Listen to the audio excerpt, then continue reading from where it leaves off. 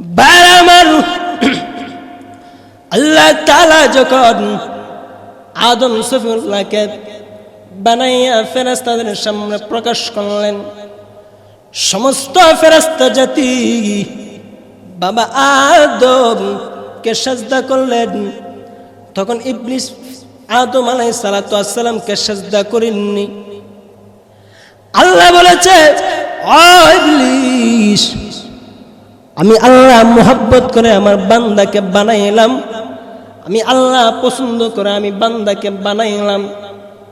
ইবলিসটা কেন তুই সাজদা করনি?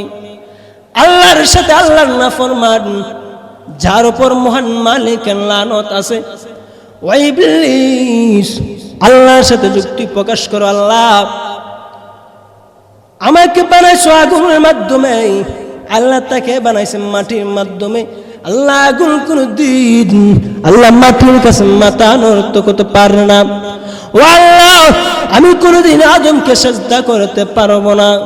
যখন ইবলিস এই কথা বলে অহংকারী করেছে, তাকাব্বুরি করেছে, আল্লাহ এটা কোরআনের মধ্যে বলেছে, আবা ওয়াস্তাকবার ওয়া কানা মিনাল কাফিরিন। আর ইবলিস যখন অহংকারী করেছে, তাকাব্বুরি করেছে, আল্লাহর লানত তার উপর লালিত হয়ে গিয়েছে। আসসালামু আলাইকুম ওয়া রাহমাতুল্লাহি ওয়া বারাকাতুহু।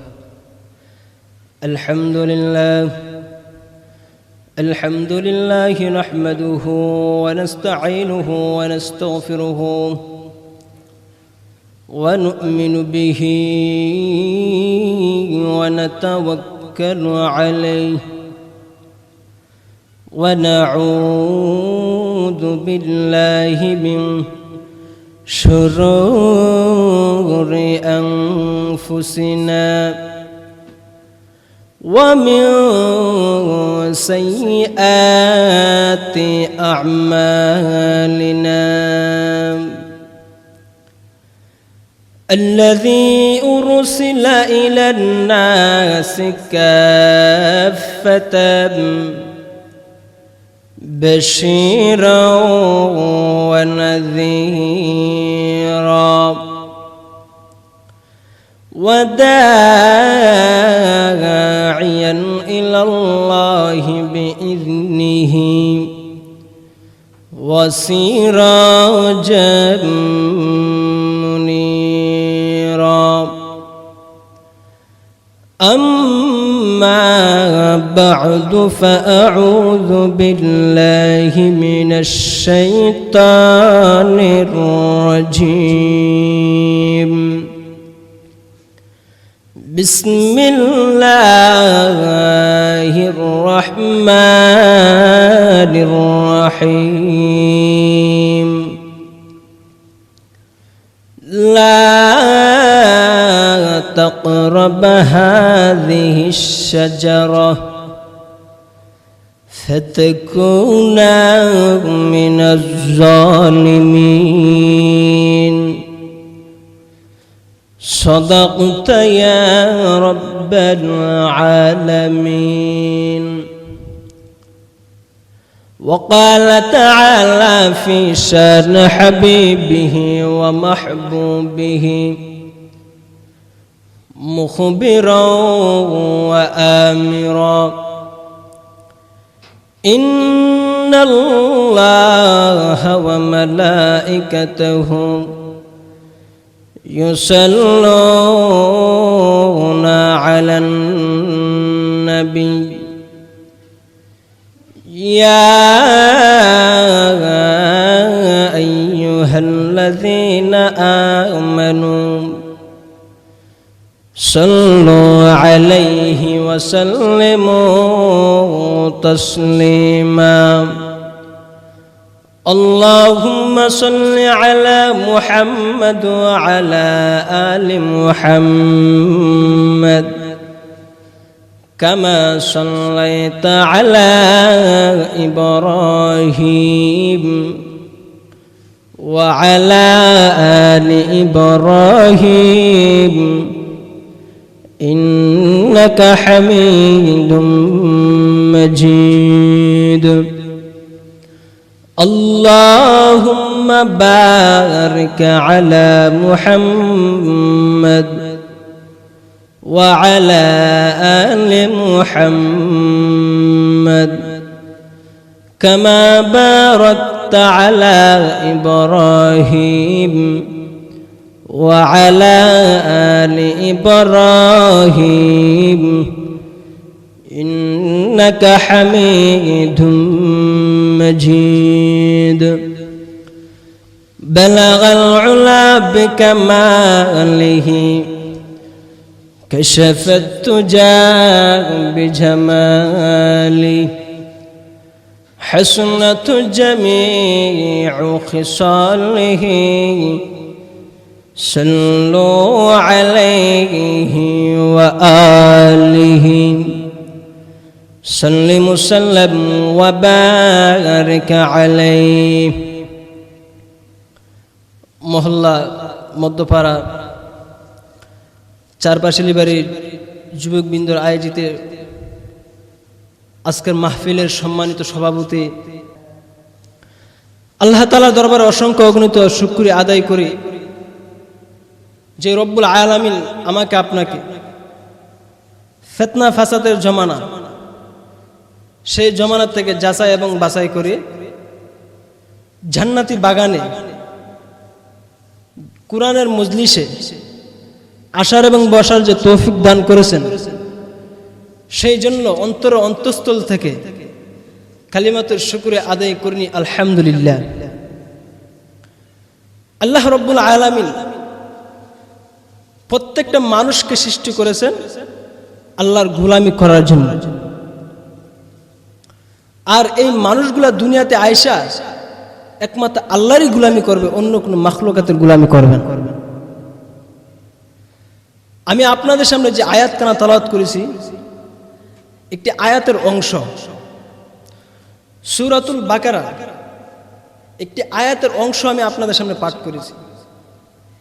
এই আয়াতের অংশকে সামনে রেখে অল্প সময় আপনাদের সামনে আমলের নিয়তে, ইখলাসের নিয়তে কিছু কথা বলবো। আমা তৌফিক ইল্লা বিল্লাহ।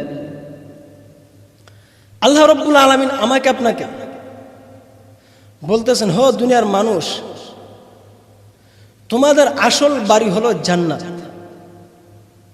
কারণ আল্লাহ রাব্বুল আলামিন আমার আপনার পিতা হযরত আদম আলাইহিস সালাতু ওয়াস সালামকে বানানোর পূর্বে আল্লাহ তাআলা ফেরেশতার সাথে পরামর্শ করেছিল। এটা আল্লাহ সূরাতুল বাকারার মধ্যে আল্লাহ তাআলা তুলে ধরেছে। ফেরেশতার সাথে মহান মালিক কি বলেছে এবং ফেরেশতারা আল্লাহর সাথে কি বলেছে সেটা আল্লাহ তাআলা সূরাতুল বাকারার মধ্যে সুন্দরভাবে কোরআনের আয়াতের মাধ্যমে আল্লাহ তাআলা প্রকাশ করেছে। আল্লাহ বলেন, وَإِذْ قَالَ رَبُّكَ لِلْمَلَائِكَةِ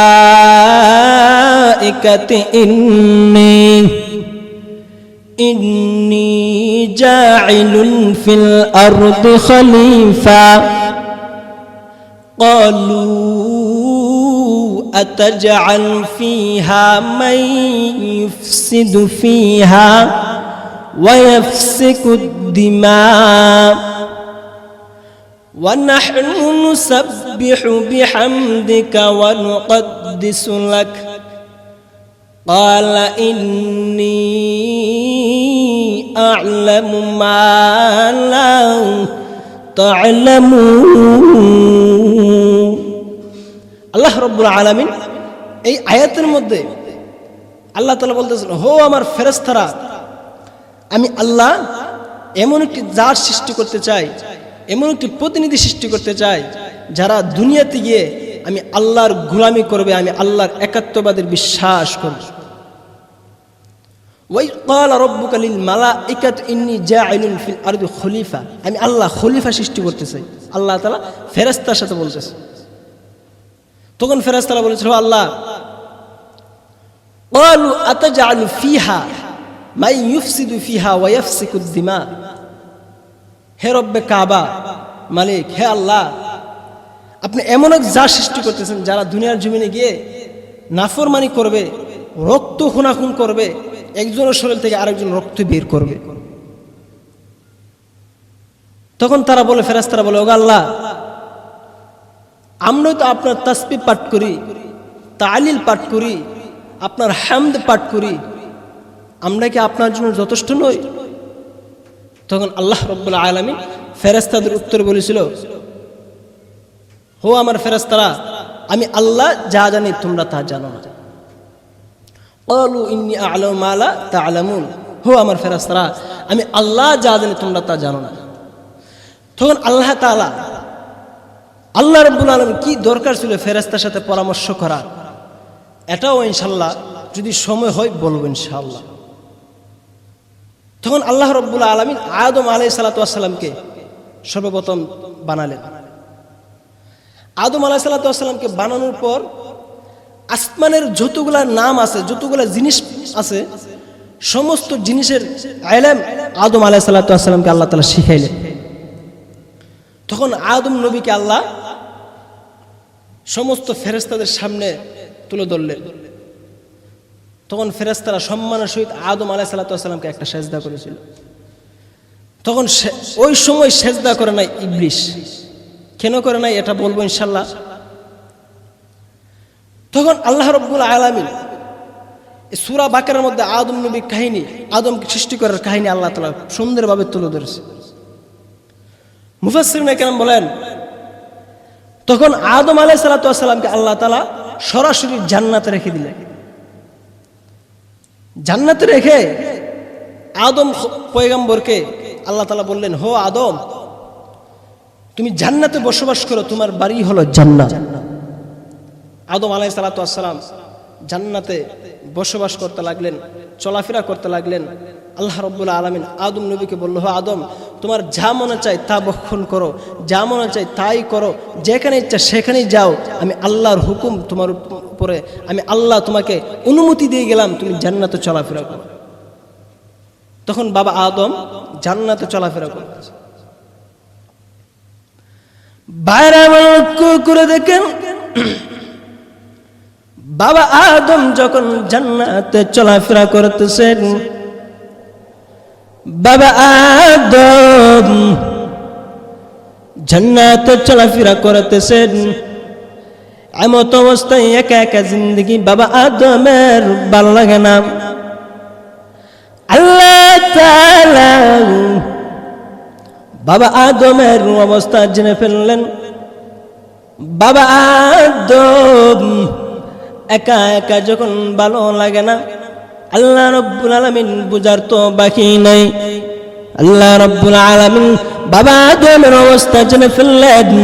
বাবা আদম যখন ঘুমন্ত অবস্থায় ঘুমিয়েছেন, বাবা আদমের বাম পাজর হাড্ডির থেকে আমার আপনার মা হাওয়াকে মহান আল্লাহ সৃষ্টি করেছে। বারবার এখানে শেষ নয়, আল্লাহ তাআলা যখন বাবা আদম আর মা হাওয়াকে আল্লাহ তাআলা সৃষ্টি করেছেন, বাবা আদমের বাম পাজর হাড্ডির থেকে মা হাওয়া আলাইহিস সালাতু ওয়াস সালামকে যখন আল্লাহ সৃষ্টি করেছেন, মা হাওয়াকে সৃষ্টি করে বাবা আদমের পাশে রাখলেন। বাবা আদম ঘুমন্ত অবস্থায় ছিলেন। বাবা আদম যখন ঘুমন্ত অবস্থায় ঘুম থেকে জাগ্রত হলেন, ঘুম থেকে জাগ্রত হয়ে দেখেন পাশে একটা সুন্দরী রূপসী মহিলা শুয়ে আছেন। ওই সময় আদম সফুল্লাহ ওই মহিলাকে ধরার জন্য চেষ্টা করলেন, মা হাওয়াকে ধরার জন্য চেষ্টা করলেন। বাবা আদম যখন ধরতে গেলেন, মহান আল্লাহর পক্ষ থেকে হুকুম আসছে। আল্লাহ রাব্বুল আলামিন বলছে, আদম রে, তুমি এখনো ধরতে পারবা না, আমি আল্লাহর পক্ষ থেকে এখনো তোমার উপর হুকুম জারি হয় নাই। ও আদম, আমি আল্লাহ তাআলা তোমাদের উভয়জনের বিবাহ পড়াইব, জান্নাতে তোমাদের উভয়জনের বিবাহ পড়াইব। বিবাহ হওয়ার পর আমি আল্লাহ বিবাহ সাথে তোমাদেরকে দেওয়ার পর তোমরা আরামের জিন্দেগি জান্নাতের ভিতরে কাটাইবা, আরামের জিন্দেগি জান্নাতের ভিতরে বান্দা তোমরা কাটাইবা। আল্লাহর পক্ষ থেকে যখন বাবা আদম এবং মা হাওয়া উভয়জনের বিবাহ হলেন, মা হাওয়া আর বাবা আদম উভয়জন জান্নাতে চলাফেরা করতেছেন, জান্নাতে বসবাস করতেছেন। আল্লাহ রাব্বুল আলামিন বাবা আদম আর মা হাওয়াকে বললেন, ও বান্দা, ওই যে বৃক্ষটা দেখা যায়, ওই যে গাছটা দেখা যায়, লা তাকরাব হাযিহিশ শাজারাতা ফাতাকুনা মিনাজ জালিমিন। ও আদম, ও হাওয়া, ওই যে গাছটা দেখা যায়, ওই গাছের নিচেও যাইও না, ওই গাছের কাছেও যাইও না। আল্লাহ রাব্বুল আলামিন যখন বাবা আদম এবং মা হাওয়াকে এই কথা বলে আল্লাহ রাব্বুল আলামিন জান্নাতের মধ্যে রেখে গেলেন, বাবা আদম আর মা হাওয়া উভয়জন আল্লাহর সাথে ওয়াদা করেছে, আল্লাহ আমরা কোনোদিন আল্লাহ তোমার কোনো অমান্য করব না, আল্লাহ গাছের কাছেও যাব না। তারা উভয়জন জান্নাতের মধ্যে চলাফেরা করতেছে, স্বামী স্ত্রী অনেক আরামায়েশের জিন্দেগি জান্নাতের ভিতরে চলাফেরা করতেছে, জান্নাতের ভিতরে বসবাস করতেছে। আল্লাহ তাআলার হুকুম পালন করতে লাগলো, যা চায় তা তারা খাইতে লাগলো, যা মনে চায় তা করতে লাগলো।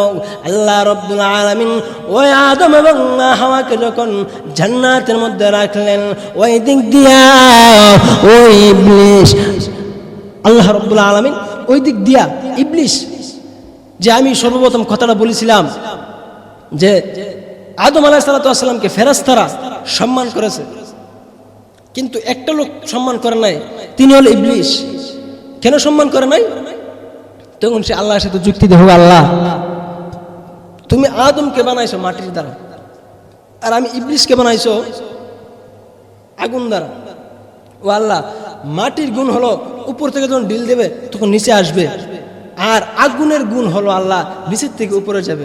আল্লাহ, আগুন কোনোদিন মাটির কাছে মাথা নত করতে পারে না।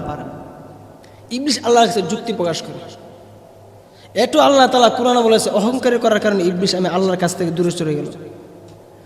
আবা ওয়াস্তাকবার ওয়া কানা মিনাল কাফিরিন।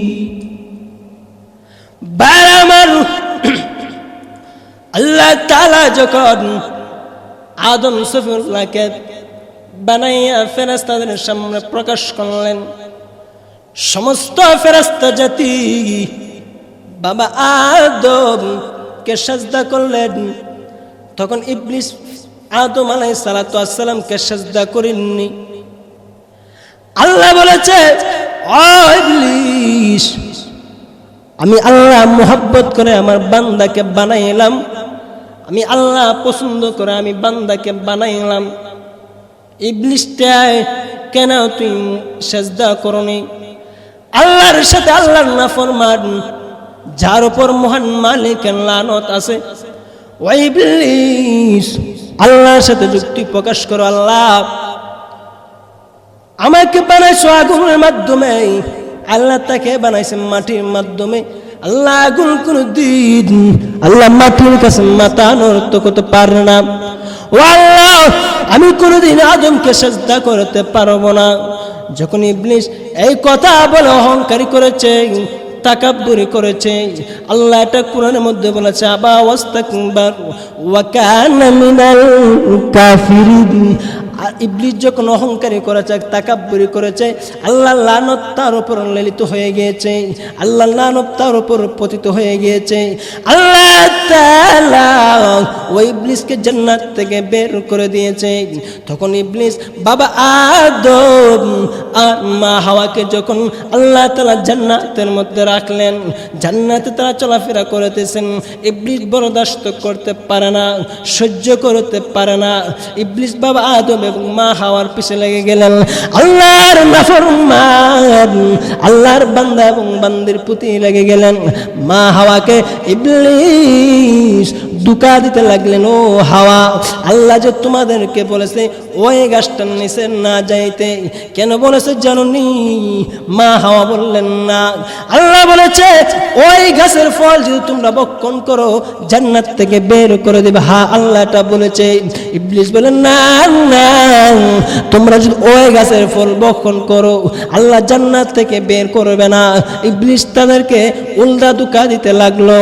আল্লাহ রব্বুল আলামিনের বান্দি মা হাওয়া আর বাবা আদম উভয়জন জান্নাতের মধ্যে চলাফেরা করতেছে, বসবাস করতেছে। ওই দিক দিয়া একদিন, দুই দিন, তিন দিন এরকম ভাবে যখন ইবলিস মা হাওয়াকে দুকা দিতে লাগলো, মা হাওয়ার পিছন লেগে গেল। মা হাওয়া একদিন, দুই দিন, তিন দিন এরকম ভাবে যাইতে যাইতে একদিন, দুই দিন, অনেক দিন যাওয়ার পরে ইবলিসের কথাটা মা হাওয়া ইবলিসের কথা গ্রহণ করে ফেলেছে। দেখবেন দুনিয়ার জমিনে স্বামী যত বড়ই রাগান্বিত হোক না কেন, স্ত্রীর কাছে আসলে সে অনেক নর্মাল, দুর্বল হয়ে যায়। কারণ প্রত্যেকটা স্বামী তার স্ত্রীর কাছে দুর্বল। ঠিক তেমনি ভাবে বাবা আদম আলাইহিস সালাতু ওয়াস সালাম আর মা হাওয়া যখন জান্নাতে চলাফেরা করতেছে তখন ইবলিস আর সহ্য হয় না হয় বাবা আদমের কাছে না গিয়ে মা হাওয়ার কাছে ইবলিসের কথাটা নিয়ে গেল।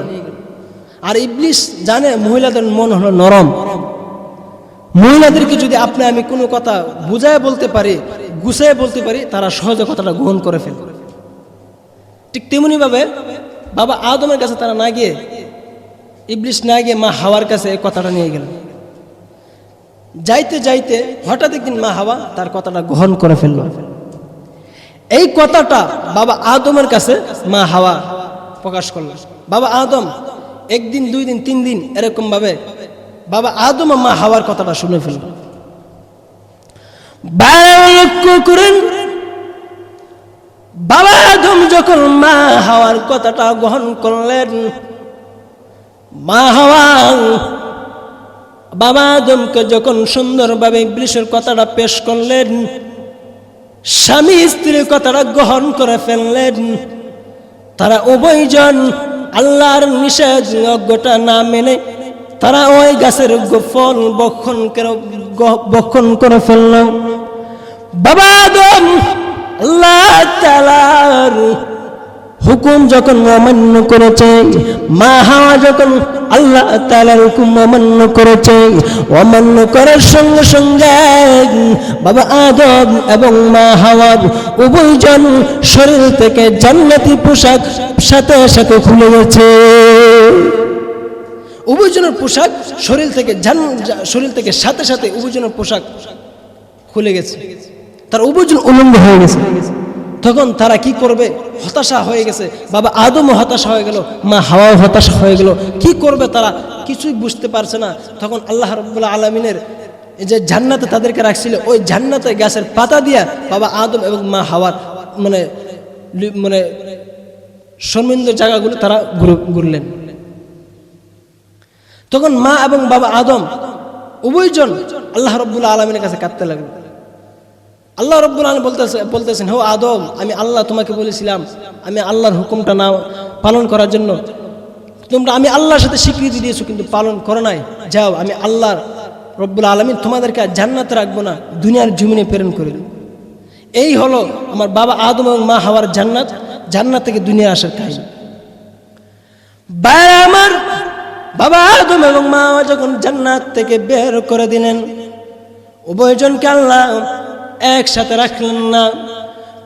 বাবা আদমকে শ্রীলঙ্কা, মা হাওয়াকে আল্লাহ রাব্বুল আলামিন জিদ্দা শহরের মধ্যে রাখলেন। বাবা আদম আর মা হাওয়া উভয়জন যখন জান্নাত থেকে বের হয়ে গেলেন, দুনিয়াতে আল্লাহ রাব্বুল আলামিন তাদেরকে পাঠাইলেন। উভয়জন আল্লাহর কাছে কাঁদতে লাগলেন, মালিক গো, ও আল্লাহ, আমি তোমার নাফরমানি করেছি, আল্লাহ আমি তোমার ওয়াদা অমান্য করেছি, আল্লাহ মেহেরবানি করে মাফ করে দাও, আল্লাহ ক্ষমা করে দাও। বাবা আদম আমার মা হাওয়া যখন এরকম ভাবে কাঁদতে লাগলেন, একদিন দুই দিন না, আল্লাহ রব্বুল আলামিন বাবা আদম এবং মা হাওয়ার দোয়াটা আল্লাহ 350 বছর পরে মন আল্লাহ কবুল মঞ্জুর করেছে। আল্লাহ রব্বুল আলামিন বাবা আদমের দোয়াটা 350 বছর পরে আল্লাহ তাআলা দোয়াটা কবুল করেছে। এবং কিসের উসিলায় কবুল করেছে দেখেন, আল্লাহ রব্বুল আলামিন আদম আলাইহিস সালাতু ওয়াস সালাম এমন একটা নাম নিয়েছে যে নামের উসিলায় আল্লাহ তাআলা দোয়াটা কবুল করেছে। সেই নামটা হলো আমার আপনার নবী, বিশ্ব নবী মুহাম্মদুর রাসূলুল্লাহ সাল্লাল্লাহু আলাইহি ওয়াসাল্লামের নাম। বাবার আল্লাহ তাআলা যখন আদম এবং মা হাওয়াকে দুনিয়ার জমিনে আল্লাহ প্রেরণ করলেন, এদের দুইজনকে আল্লাহ তাআলা দুনিয়ার জমিনে প্রেরণ করে দুনিয়ার জমিনে চলাফেরা করার জন্য অনুমতি দিলেন। আদম সফিউল্লাহ আর মা হাওয়া উভয়জন দুনিয়াতে চলাফেরা করতেছে, বসবাস করতেছে। আল্লাহ তাআলা উভয়জনের থেকে সন্তান দুনিয়ার জমিনে দিতেছেন। আল্লাহ তাআলা উভয়জন থেকে আদম জাতি হিসাবে আল্লাহ তাআলা দুনিয়ার জমিনে প্রেরণ করতেছেন, তাদের সিলসিলাও বড় হইতেছে। বাইরে আমার আল্লাহ রব্বুল আলামিন আদম সফিউল্লাহ থেকে নিয়ে আমাদের নবী পর্যন্ত, এমনকি কিয়ামত আগ পর্যন্ত যত মানুষ দুনিয়াতে আসবে সব মানুষের পিতা হলো আদম আর মা হলো মা হাওয়া, মাতা হলো মা হাওয়া। আদম এবং মা হাওয়া যখন দুনিয়ার জমিনে চলাফেরা করতেছে, বসবাস করতেছে, আল্লাহ রব্বুল আলামিন তাদের চলাফেরা করার জন্য যখন অনুমতি দিলেন, আল্লাহ তাআলা যখন আদেশ প্রদান করলেন, মহান আল্লাহ বাবা আদম এবং মা হাওয়াকে আল্লাহ তাআলা দুনিয়ার জমিনে রেখে দিলেন। তারা উভয়জন সুন্দরভাবে দুনিয়ার জমিনে বসবাস করতেছে। আমার আল্লাহ বাবা আদমকে শিক্ষা দেওয়ার জন্য 350 বছর দূরে রাখলেন মা হাওয়ার কাছ থেকে। মা হাওয়াকে বাবা আদম থেকে 350 বছর দূরে রাখলেন শিক্ষা দেওয়ার জন্য। আমার আল্লাহ তাআলা বলতেছেন, বান্দা আমি আদমকে মোহাব্বত করে বানাইছি, আমি আদমকে পছন্দ করে বানাইছি। বাবা আদম যখন আল্লাহর কাছে দোয়া করেছিল, আল্লাহ ইচ্ছা করলে পারতেন দোয়াটাকে সাথে সাথে কবুল করতেন, আল্লাহ দোয়াটার সাথে সাথে কবুল করে নাই। 350 বছর পরে দোয়াটা কবুল করেছে। আল্লাহ বলেন, ও আদম তোমাদের সন্তানদেরকে আমি আল্লাহ শিক্ষা দেওয়ার জন্য, তোমাদের সন্তানদেরকে আমি আল্লাহ তাআলা উপদেশ দেওয়ার জন্য। ও ভাই আমার লক্ষ্য করে দেখেন, আল্লাহ রব্বুল আলামিন যখন বাবা আদম আর মা হাওয়াকে উভয়জনকে দুনিয়ার জমিনে পাঠাইলেন, উভয়জন আল্লাহর কাছে কাঁদতে লাগলেন। মহান মালিক আল্লাহ 350 বছর দোয়া পরে দোয়াটা কবুল করেছে একমাত্র আমাকে আপনাকে আল্লাহ শিক্ষা দেওয়ার জন্য। ভাইয়ের আমার, আল্লাহ তাআলা পারতেন সঙ্গে সঙ্গে আদম আলাইহিসসালামের দোয়াটা কবুল করতেন, কিন্তু আদম আলাইহিসসালামের দোয়াটা আল্লাহ তাআলা সাথে সাথে কবুল করে নাই, সঙ্গে সঙ্গে কবুল করে নাই। আদম আলাইহিসসালামের দোয়াটা আল্লাহ তাআলা 350 বছর পরে দোয়াটা কবুল করেছে। কেন? দুনিয়াতে যারাই আল্লাহর কাছে দোয়া করে প্রত্যেকটা মানুষের ইমানদার দোয়া কবুল, আল্লাহর কাছে নিশ্চিত ইমানদারের দোয়া কবুল। হয়তো সাথে সাথে দোয়াটা কবুল হবে, না হয়তো কিছুদিন পরে দোয়াটা কবুল হবে, না হয়তো 1 বছর 2 বছর পরে দোয়াটা কবুল হবে, দোয়া কবুল। সেই জন্য আল্লাহ রব্বুল আলামিন আদম আলাইহিসসালামকে এই শিক্ষাটা দিয়েছে শুধু আমাদেরকে শিক্ষা দেওয়ার জন্য। এই আদম নবীর থেকে আল্লাহ তাআলা সমস্ত মানব জাতিকে বের করেছে। আমার আপনার নবীও এই আদম আলাইহিসসালামের মাধ্যমে সিলসিলা হিসেবে এসেছে। আল্লাহ রব্বুল আলামিন এই দুনিয়াতে যত মানুষ প্রেরণ করবে প্রত্যেকটা মানুষের পিতা আদম, মাতা হাওয়া, এই দুইজনে আমাদের আপনাদের মূল। এই আদম আলাইহিসসালামকে আল্লাহ তাআলা দুনিয়াতে পাঠাইয়া আমাকে আপনাকে আল্লাহ তাআলা দুনিয়ার জমিন দেখিয়েছে। আর না হয় আমার আপনার বাড়ি নিশ্চিত জান্নাতে ছিলেন, শুধু বাবা আদমের একটা ভুলের কারণে আমি আপনি দুনিয়াতে আসতে হয়েছে। ভাইয়ের আমার, কষ্ট না আসলে যেমন সুখের কোনো মূল্যায়ন থাকে না, সুখ না থাকলে যেমন কষ্টের কোনো মূল্যায়ন থাকে না, ঠিক তেমনভাবে যদি দুনিয়াতে না আসতাম তো জান্নাতে তখন কোনো মূল্যায়ন ছিল না। দুনিয়াতে না আসলে জান্নাতে মূল্যায়ন আমার আপনার কাছে তেমন একটা থাকতো না। সেই জন্য আল্লাহ রাব্বুল আলামিন আমাকে আপনাকে দুনিয়াতে প্রেরণ করে আল্লাহ বলে, বান্দা দুনিয়া হলো ক্ষণস্থায়ী, 60-70 বছর হায়াত দিয়ে দুনিয়ার জমিনে প্রেরণ করলাম। এই 60-70 বছর দিয়ে 60-70 বছরের ভিতরে আমি আল্লাহ রাব্বুল আলামিনের জান্নাত, যে জান্নাতে বান্দা তুমি চিরস্থায়ী থাকবা, অনন্তকাল তুমি থাকবা, যে জান্নাতে বান্দা তোমার কষ্ট হবে না, সুখ আর সুখ, সে জান্নাতে যাওয়ার জন্য আমি আল্লাহ দুনিয়ার জমিনে প্রেরণ করলাম। আমল আখলাক ঠিক করে অন্ধকার কবরে আসবা, এই কবর থেকে আমি আল্লাহ রাব্বুল আলামিন তোমাকে জান্নাতে তোমার বাড়ির মধ্যে পাঠাবো। সেই জন্য ভাইয়ার আমার, আল্লাহ রাব্বুল আলামিন আমাকে আপনাকে যতদিনই দুনিয়ার জমিনে রাখবেন, খাঁটি ঈমান, অল্প আমল করবো। রাসূল হাদিসের মধ্যে বলেছে, আখলিস দীনাকা ইয়াখফিকাল আমালুল কলিল, অল্প আমল করো, নাজাতের জন্য যথেষ্ট। আমল করব অল্প, নিয়তকে খাঁটি রেখে আল্লাহকে সন্তুষ্টি করার জন্য আমল করব। আল্লাহ রাব্বুল আলামিন আমার আপনার আমলটা গ্রহণ করে নেবেন। আল্লাহ রাব্বুল আলামিন আমাকে আপনাকে জান্নাতুল ফেরদাউসের মালিক বানাবেন যদি মনকে সহি করে, দিলকে সহি করে ইবাদত করতে পারে। সেই জন্য অল্প সময়ে যে আলোচনা হয়েছে, আল্লাহ রাব্বুল আলামিন আমাকে এবং আপনাদের সবাইকে আমল করার তৌফিক দান করুন। সকলে আল্লাহুম্মা আমিন। ওয়া আখিরু দাওয়ানা আনিল হামদুলিল্লাহি রাব্বিল আলামিন। হুজুরের পরবর্তী ওয়াজ আসিতেছে আমাদের ইউটিউব চ্যানেলে, তাই সাবস্ক্রাইব করে সাথেই থাকুন।